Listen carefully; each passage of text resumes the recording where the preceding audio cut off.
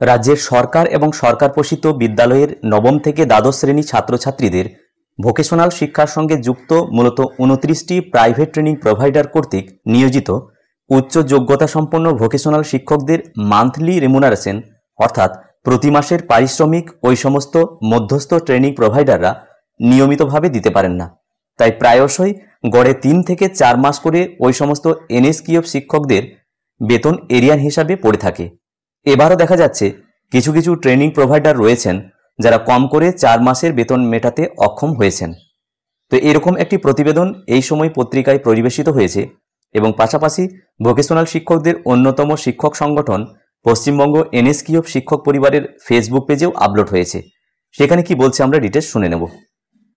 বেতন নেই 4 মাস, চিঠি মমতাকে। 4 মাস ধরে বেতন পাচ্ছেন না তারা, এমনই অভিযোগ রাজ্যের সরকার এবং সরকার পোষিত 1591টি স্কুলের 3182 জন এনএসকিউএফ অস্থায়ী শিক্ষকের।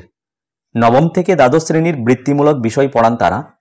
এদের অভিযোগ 2013 সাল থেকে শিক্ষকতা করছেন, কিন্তু এখনও স্থায়ী পদ নেই তাদের, অস্থায়ী হিসাবেই কাজ করছেন, পেনশন বা নির্দিষ্ট বেতন কাঠামো অধরা। এমনকি 2016 সালের পরে বেতন তো বাড়েইনি, উল্টে মূল বেতন কমে গিয়েছে বলে এদের দাবি। মাননীয় মুখ্যমন্ত্রীকে একটি চিঠিও পাঠিয়েছেন এরা। অবিলম্বে বকেয়া বেতন মেটানোর সঙ্গে চাকরির স্থায়িত্ব এবং নির্দিষ্ট বেতন কাঠামোর দাবি জানিয়েছেন এই সমস্ত শিক্ষকেরা। ভিডিওটি প্রত্যেককে দেখার জন্য ধন্যবাদ। প্রত্যেকে ভালো থাকুন, সুস্থ থাকুন।